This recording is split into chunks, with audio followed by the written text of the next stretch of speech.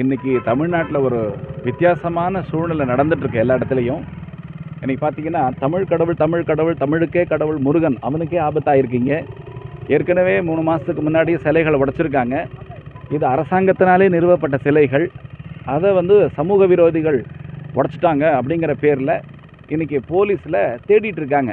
யாரை தேடிட்டு இருக்காங்கன்னா உண்மையான குற்றவாளிகளை தேடிட்டு இருக்கல, உண்மையிலே ஒரு பைத்தியக்காரனை தேடிட்டு இருப்பாங்க.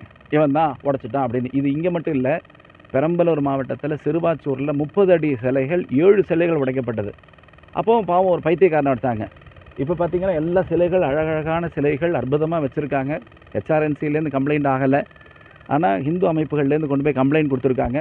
போலீஸார் வலை வீசி எப்பவும் போல் தேடிட்டு இருக்காங்க. அவங்க கடலில் போய் தேடணும். ஆனால் இந்த பகுதியில் சுற்று வர இடத்துல யார் பைத்தியக்கார மாட்ட போகிறான்னு தெரியல, அவங்க பேரில் கேஸ் போட போகிறாங்க. ஆனால் ஹிந்து சமுதாயம் தமிழ் சமுதாயம் இப்போ சத்தியத்துக்கு வேடிக்கை பார்த்துட்டு இருக்கக்கூடாது. களத்தில் இறங்க வேண்டிய நேரம் வந்தாச்சு. இது விஸ்வ இந்து பரிஷத்தோட அறைகூவல். இது ரொம்ப நல்லா இல்லை. இந்த விஷயம் வேடிக்கை பார்த்துட்டு இருக்கக்கூடாது. நம்மளோட எல்லாத்தையும் இழந்துட்டுருக்கோம். அவங்க சொல்கிறது வெறும் பிஸ்னஸ் மட்டும் பண்ணிகிட்டு இருக்க முடியாது. உண்மையிலே சமுதாயத்துக்காக ரோட்டில் இறக்க வேண்டிய ஒரு நேரம் வந்தாச்சு.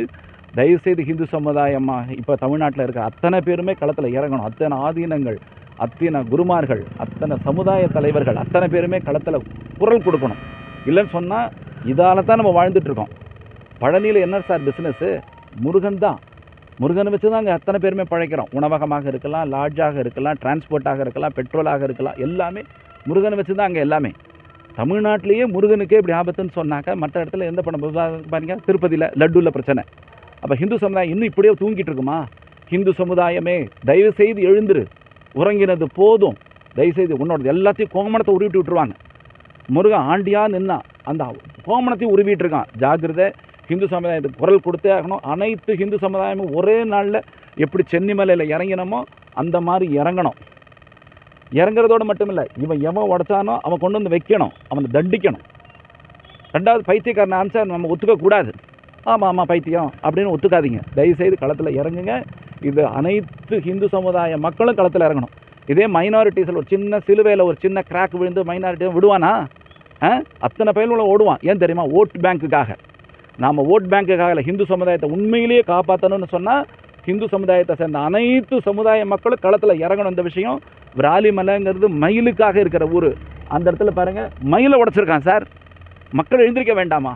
அப்போவும் ஒரு ஆள் கேட்கலன்னா அதுக்குமே கட்டியம் கூடுற மாதிரி இந்து அமைப்புகள் தான் இறங்கணுங்கிறது இருக்கக்கூடாது. அனைத்து ஹிந்து சமுதாய மக்களையும் விஸ்வ இந்து பரிஷத் அறைகோல் விடுக்கிறது. நிச்சயமாக இது களத்தில் இறங்கும். ஹிந்து அமைப்புகள் சேர்ந்து உட்காந்து பேசி நிச்சயமாக இதுக்கு ஒரு களம் காணுவோம். இதை அவ்வளோ ஈஸியாக விட மாட்டோம்.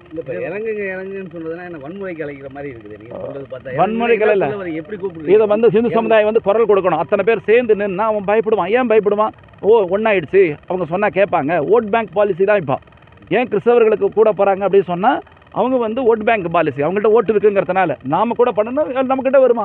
நம்ம வேற ஒன்றும் வன்முறைக்கு தூண்ட வேண்டாம். ஹிந்து சமுதாயம் ஒன்றா நின்னா போகிறோம். அனைத்து சமுதாய மக்களும் ஒரு குரலில் நின்னா போகிறோம். வெற்றிவேல் முருகனுக்கு அரோகரா சொன்னால் போகிறோம். மற்றபடி எல்லாம் தானே சரியாக போய்டும். தமிழ்நாட்டுக்கு உண்டான விஷயம் இதுதான். சென்னிமலையில் இறங்கினாங்க, வெளிவுக்கு வந்ததில்ல மக்கள். அதே போல் விராலிமலையும் முருகன் வழி காமிக்கிறான். முருகன் தமிழை சரி பண்ணணும்னு முடிவு பண்ணிட்டான், தமிழ்நாட்டை சரி பண்ணணும்னு முடிவு பண்ணிட்டான். தயவு செய்து இந்த விஷயம் புதுசு இல்லை, இது 3வது வாட்டி உடையுது இந்த சிலை. இல்லை அதுதாங்க, மக்கள் இன்னும் எந்திரிக்கலை. ஒரு வாட்டி உடச்சி பார்த்தா, 2 வாட்டி 3வது வாட்டியும் இழுச்சுவாய்த்தனமாக இருந்துகிட்டு இருக்கோம். அதனால் நாம் இந்த வாட்டி கையில் எடுக்கிறோம். அந்த விஷயத்தை நாம் அவ்வளோ ஈஸியாக விட மாட்டோம். தமிழ்நாட்டு மக்கள் இதுக்கு ஒத்துழைப்பு கொடுக்கணும்னு எங்களுடைய பிரார்த்தனை.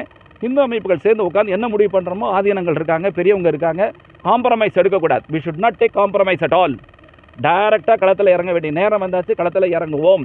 வெற்றிவேல் முருகனுக்கு, விராலிமலை முருகனுக்கு, சென்னிமலை முருகனுக்கு, பழனிமலை பாலனுக்கு, வெற்றிவேல் முருகனுக்கு. ஜெய் ஸ்ரீராம், ஜெய் ஸ்ரீராம், ஜெய் ஸ்ரீராம், ஜெய் ஸ்ரீராம். நெல்லையில் ஒரு பிராமணனோட சிறுவனோட பூனல் அத்திருக்க இல்லை, இதில் தயவுசெய்து காம்ப்ரமைஸ் இல்லை. அது வேற இஷ்யூ, இது வேற இஷ்யூ. இந்த விஷயத்துக்கு தான் இப்போ இம்பார்ட்டன்ஸ் கொடுப்போம்.